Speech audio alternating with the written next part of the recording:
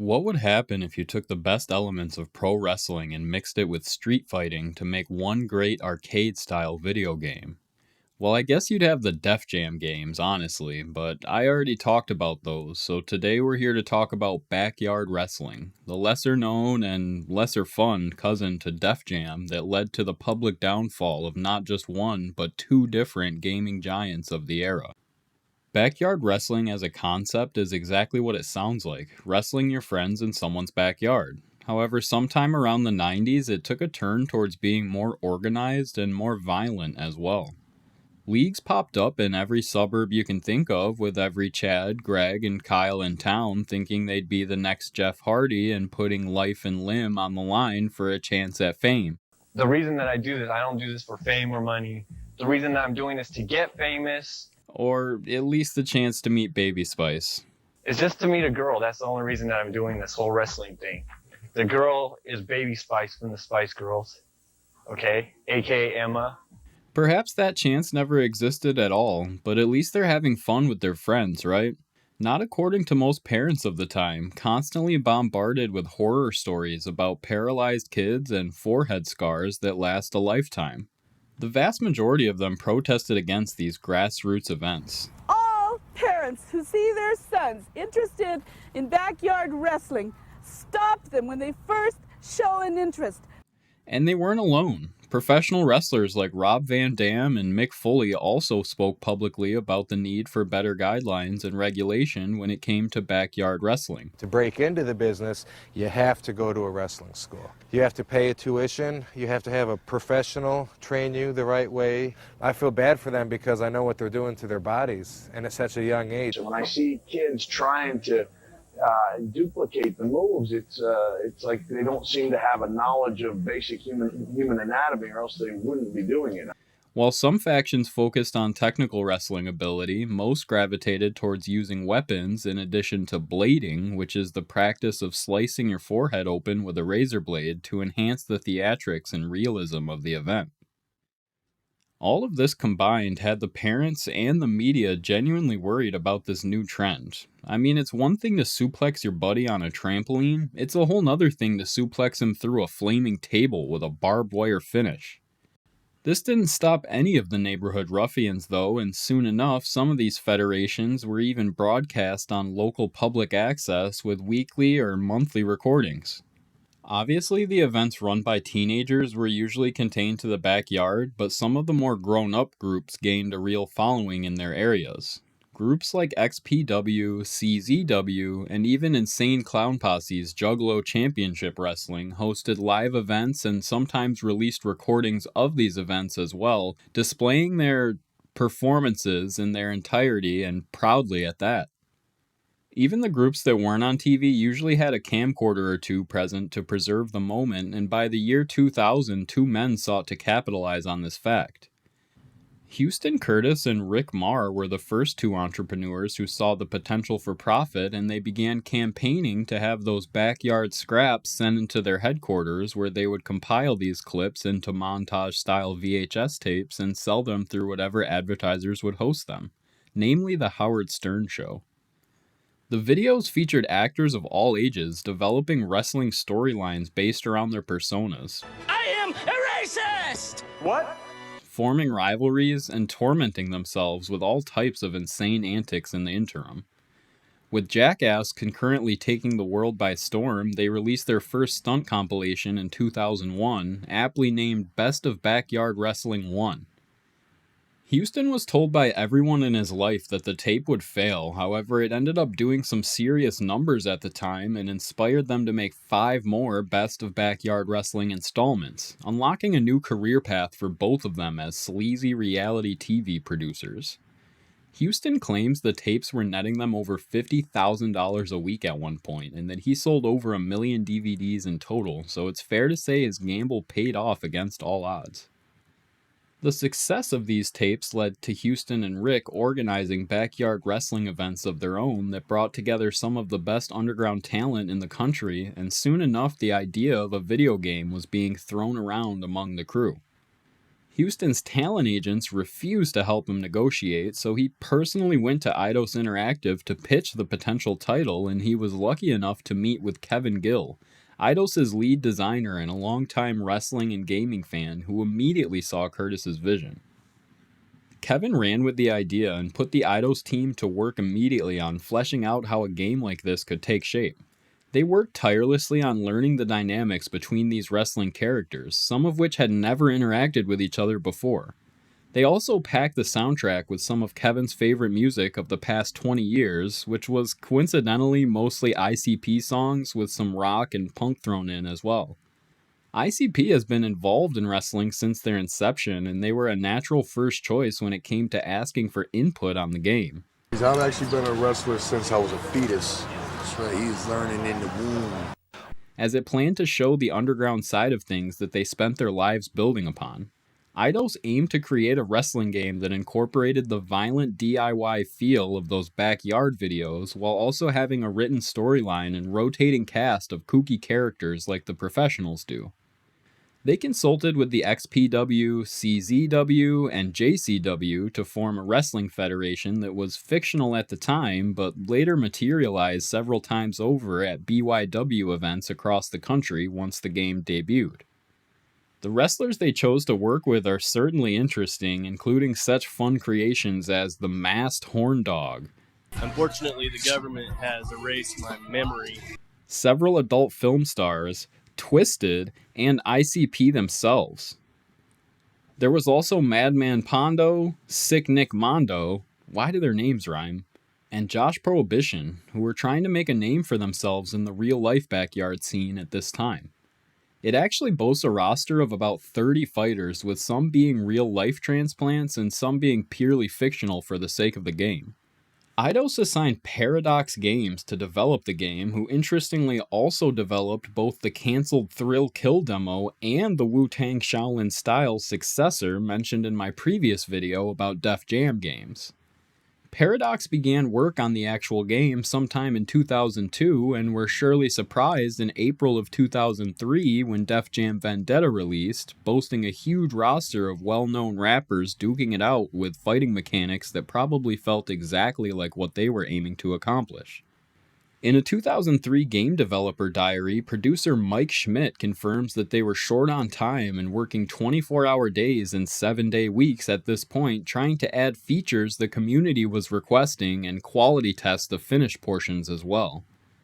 This didn't stop the team though. If anything, it lit a fire under them, and the first backyard wrestling game, titled Don't Try This at Home, came out in October of the same year, drawing nasty comparisons to the aforementioned series almost immediately and garnering a mountain of negative reviews. IGN gave it a moderate 6.5, however GameSpot kept things a little more real with a 4.8 and a header that states the game is so unpolished that it's far more of a chore than a pleasure to play. I can't disagree with that statement, but I figured it's finally time to beat this thing and then put it down once and for all. I selected Josh Prohibition to play through the career mode, which centers on whichever character you pick battling their way to the top, no surprise there, while a Jerry Springer-esque talk show unfolds in the cutscenes that prefaces each arena that you enter. These bits aren't very high quality, funny, or informational. They don't even really tell a cohesive story, but hey, at least we got some FMV, right? The maps include the obligatory backyard, a slaughterhouse, the talk show studio set, and a few others, but none of them other than the studio set really stand out as anything special. While you can interact with some elements of the environment, the levels certainly aren't some fine-tuned masterpiece like Kevin seems to claim in the promotional materials. Just like, here's a giant yard. You want to shimmy up the drain pipe? Go for it. You want to climb a tree? Go for it. It's offering you all the best of the wrestling genre with none of the limitations. Your moves are pretty similar to Vendetta, with your strikes, grapples, and finishing moves coming straight out of the WWE with only a dash of unique violence thrown in. You have the ability to counter, but somehow they forgot to add a blocking mechanic, and you can do Irish whips to move your opponent around the ring, or lack thereof, anyway. There is also a series of meters near your health bar that dictate when you can stun the enemy or be stunned yourself. This mechanic works okay, however the game is so fast paced it's almost never worth it to focus on getting the biggest stuns. You just go for knockouts with those moves or a weapon to end the match, but don't go in expecting everyone to feel different or heated, as they all mostly feel the same regardless of your playstyle. You can drag your opponent around the arenas, but you can't really do much with this maneuver either, to be honest. You're just setting them up so that you can jump onto them from different obstacles.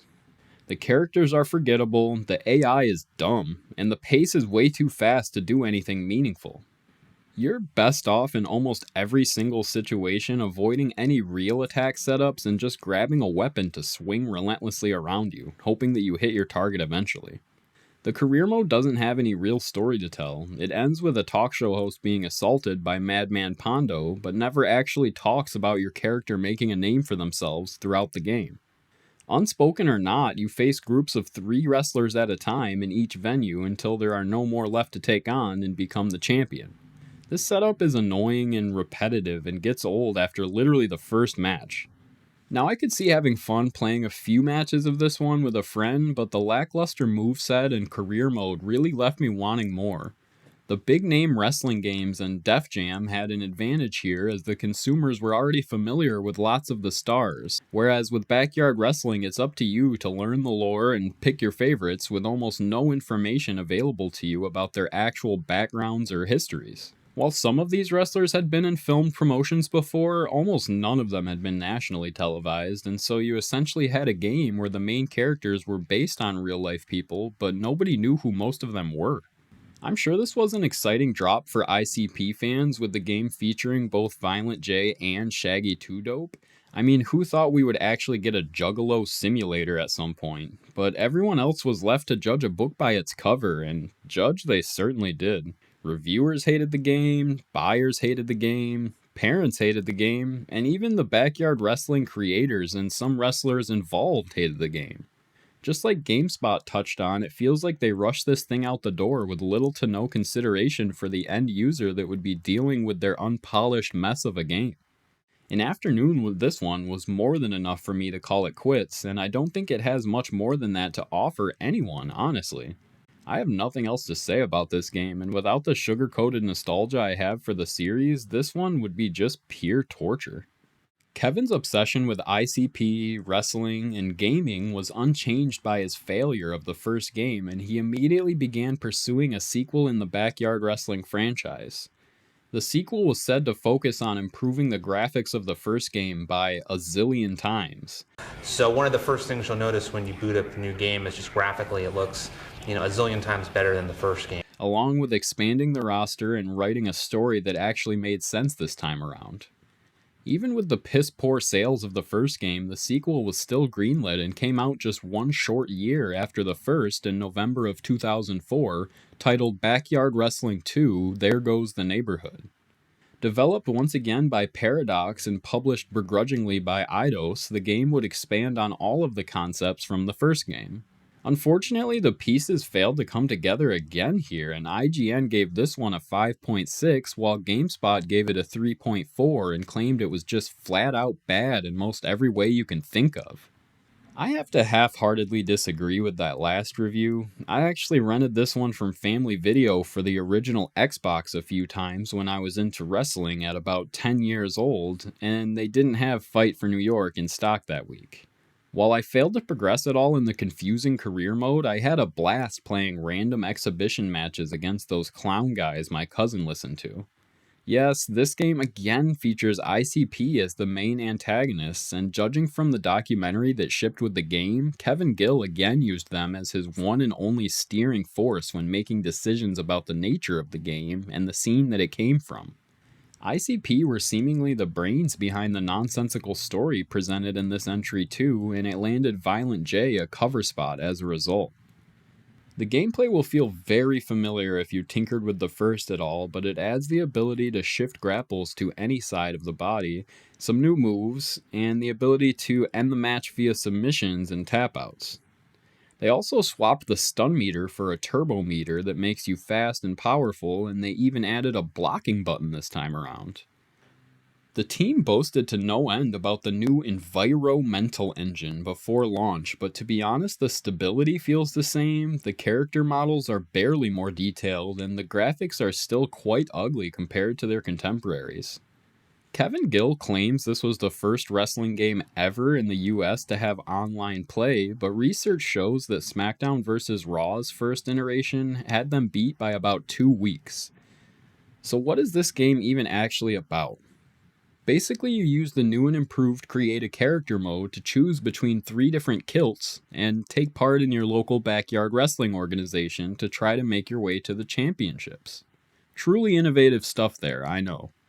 The first cutscene shows Rick Marr, yes, the same Rick Marr that created the real-life video series, hosting a press conference in your town, which could be any town that you want it to be, really, where he claims that Backyard Wrestling Incorporated has created a mega hardcore pay-per-view event that will be broadcast worldwide from your fairgrounds.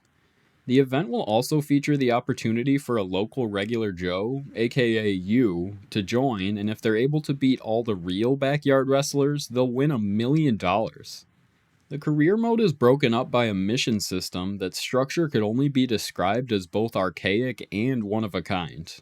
You select a venue and then select a mission within that venue that consists of practicing a single move or action.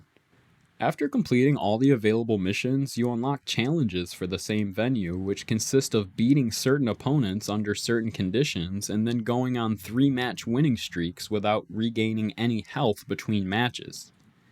This whole system feels backwards and counterintuitive. The missions being set up this way means that you don't learn some of the basic moves until well into your playthrough. I think these missions should have just been one contained tutorial, and then the challenges would be the only missions that progress the story. There's also the fact that some of the missions are incredibly long and boring, and some of them require you to pull off super technical moves without ever telling you which buttons to press in the first place. In one instance, I was actually stuck on a mission entirely until I got the corresponding loading screen that told me which buttons to push to do the right move. Why not tell us this information up front so that we can utilize it throughout the story, and why make such repetitive practice tasks an integral and unskippable part of that story? It's all beyond me. The first venue is a random backyard with a pop-up trailer and a few lawn tools, or weapons in this case, sprinkled about to assault your opponent with. I noticed immediately that they slowed down the frantic pace of the first game, and this factor alone really adds to the enjoyment of the game. You'll also notice a greater focus on super moves and grappling, whereas the first game mainly focused on weapon use and environment. After doing the frustratingly simple missions and honestly somewhat difficult challenges, you repeat the whole process 2 more times at 2 new venues before advancing to your first title tournament match at the final venue. You win the tournament by the pool and earn the Eastern Championship title, which unlocks the next group of 3 venues and the next group of excruciating missions and challenges. The missions include some more basics and a couple advanced techniques that you have to repeat over and over, and luckily you're allowed to quit out of the match as soon as you finish them in most instances. The challenge brackets again finish with a survival gauntlet, which are super tough and lead to you conserving your health in the first match just to even make it to the third match. The new venues include a mini golf course, an office setting with cubicles, and a fast food restaurant, all of which are shown to be consumed by the chaos of the wrestling circus in town. The running gag throughout the cutscenes in this game show the town's news reporter getting repeatedly assaulted by the insane clown posse and their caravan of cohorts. After winning the Western Championship, we head to a glitchy construction site, a standard brewery, and a bland junkyard with a bunch of gray blocks and terrible missions.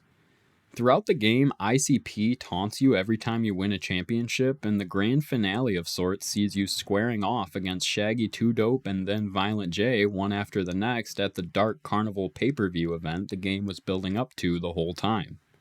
You win the much coveted, although much made up title of Backyard Wrestling World Champion, alongside $1 million, and the neighborhood gets absolutely obliterated along the way. The credits roll and I'm left underwhelmed and annoyed.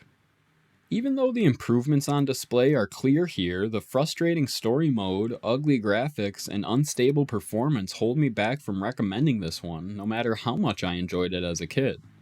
Maybe a large part of that enjoyment came from the fact that I recognized a few new characters like ECW legend Sandman and also multidisciplinary veteran New Jack, RIP, or maybe I just liked the live action cutscenes that showed real life backyard shenanigans, but either way, this thing just does not hold up nowadays. I had also heard of Andrew WK from the Jackass guys and his music, so seeing him here involved in underground wrestling was no real surprise, but just a nice touch, I guess. The game is way better than the first game in every conceivable way, and while it does technically feature a couple less characters than the first game, it makes up for it on name recognition alone. The footage available to watch within the game is certainly enthralling, but most of these guys never took it seriously enough to break into the mainstream and were left with nothing but a lot of scars and some good memories from their time working on the game and the circuit itself. Backyard Wrestling 2 was not well received by the community, and sales would reflect this dire situation directly. While it sold more than 300,000 copies lifetime, this number took some serious time to reach and did not represent a healthy profit for any of the parties involved, quickly triggering conversations about Paradox and Eidos' place in the market. Kevin Gill had executives like Eidos' Ian Livingstone to answer to about his massive marketing budget and failure to deliver an enjoyable experience, and while he would technically keep working in the video game industry, he would mostly be relegated to legacy or licensed content and contained within a marketing role. Funnily enough, shortly after the sequel came out, Kevin would begin both refereeing and commentating for JCW, spearheaded by ICP, so clearly there was nothing but Juggalo love between them even after a lackluster video game release. He's still around today, usually found talking about wrestling, gaming, and music, the three things he clearly loves the most. Paradox development wouldn't get off quite so easy though, and just weeks after the sequel to Backyard Wrestling released, they would be bought out entirely by Midway Games and converted into their LA headquarters. While this might have been somewhat beneficial to the owners of the original studio, there were surely significant losses in the field, and just a few short years later, Midway themselves would go belly up after gobbling up all the bargain studios they could find, filing Chapter 11 bankruptcy and closing down for good. Now, publisher Eidos as a company is possibly the greatest victim of Backyard Wrestling 2's underplanned and overpaid launch, as within days of the game premiering, they would subtly hint to the world that their financials were anything but rock solid, displaying an annual loss of almost $30 million and all but begging for a bridging loan from the Royal Bank of Scotland. After publicly debating filing for Chapter 11 bankruptcy themselves, they would receive said loan, over $23 million, to help them survive a few more months, with the massive contingency that they had to find a buyer for the entire company before the money runs out. All the major players of the time kicked the deal around their executive tables, including EA from the US, Ubisoft from France, Rupert Murdoch's News Corp, and even Elevation Media, which was run by Bono at the time. Can you imagine a world where Bono owns the rights to Lara Croft? We'd have themed shovelware popping up on our iPods in no time. Now, none of these financial titans were able to reach an agreement, and things started to get genuinely tense as the Royal Bank of Scotland announced that Eidos would have just 1 week left to repay their enormous loan, sell the company outright, or face an all-out liquidation and bankruptcy. At the 11th hour, truly the last minute possible, fellow Londoners SCI Games pitched a hesitant bid to buy Eidos for $71 million after Eidos published a 6-month earning report reflecting Backyard Wrestling 2's poor sales that was described at the time as straight up dismal. A bidding war erupted with U2 frontman Bono offering slightly more than SCI, and SCI eventually upping their bid to $76 million, the winning offer that changed everything for both companies. Bad news for all the Eidos executives, as every single one except Ian Livingstone was fired, and it's safe to assume plenty of designers and producers didn't make the jump as well, as a couple major locations were either closed or merged with SCI properties. Ian Livingstone himself credits this dark time in part to his own decision to step down as executive chairman of Eidos in 2002, allowing people like Mike McGarvey to take the reins, stating in an interview with The Times that we made games I wasn't happy with, like Backyard Wrestling, that were too focused on the US market. SCI would briefly change the entire company name to Eidos Limited in 2008 before being purchased by Square Enix in 2009. Square Enix originally agreed to allow the Eidos or SCI structure to continue existing in its current format, however the narrative quickly shifted and more studio closures and mergers were soon to come. They would eventually decide to merge all of Eidos' remaining subsidiaries into a new company named Square Enix Europe and allow them to continue publishing games as Eidos but under the Square Europe namesake and developing games as Crystal Dynamics with the same deal. So there you have it. That's how a couple of chaotic games made with plenty of love and attention to detail failed to capture anyone's attention and led to the acquisition of both their publisher and developer. Obviously, these weren't the only factors that led to these complicated business dealings, though, as Eidos had plenty of big swings and misses at the time, like odd platformer Whiplash that was renamed 3 different times during development, Project Snowblind, which was originally meant to be a Deus Ex sequel and then repurposed into its own game, and even Kevin Gill and Mike Schmidt's own 25 to Life, which received even worse reviews than either Backyard Wrestling entry. Even when looking through this lens, though, it's hard to move past the second game's promotions budget and glaringly obvious staleness problem, and I'm shocked so many of the people continued to collaborate in the future. Personally, I liked replaying the second game. Even with the painfully dull story mode, I still felt a wave of nostalgia every time I body slammed some masked madman through an obstacle that had no business breaking in the first place. I kind of wish we could have seen them tie all the loose ends together to make one great final entry in the series that had an intuitive and innovative story mode, but I don't think anyone's even thinking about this franchise anymore, let alone willing to pay for any kind of new release or remaster package. One of the wrestlers featured in both the MTV True Life episode and the Backyard Wrestling videos themselves, Larson, claimed to be present during the motion capture and promotional work for both original games and left us this bewildering Reddit comment at some point years ago. The comment claims that not only was a third game on the table, but plans were put in place to have him be a playable character in it. Which would mean Eidos and or Paradox actually made some progress as far as mapping it all out for a third entry, only to be shut down by budgetary woes caused by their own franchise. Maybe in another universe, Eidos and Paradox, or SCI and Midway made that final game and redeemed their reputation once and for all. Paradox as Midway LA would go on to develop TNA Impact a little later in life, but even this attempted redemption arc didn't quite pan out. In 2022, a business conglomerate by the name of Embracer Group, owners of THQ Nordic, gave Square Enix $300 million to acquire the rights to all of the Eidos and Crystal Dynamics Studio properties and gaming franchises too.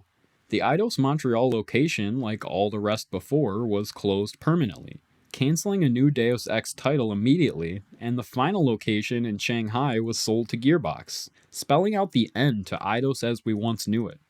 This deal seemingly passed the ownership of the Backyard Wrestling rights over to Embracer, and this leaves me a modicum of hope for a new or remastered title one day, as THQ Nordic has been known to do in the past with titles like Destroy All Humans.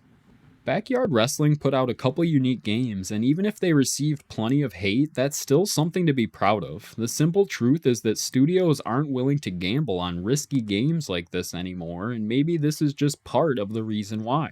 Not to mention the fact that some people would inevitably see any new videos or games as promoting kids to do terrible things to each other at home.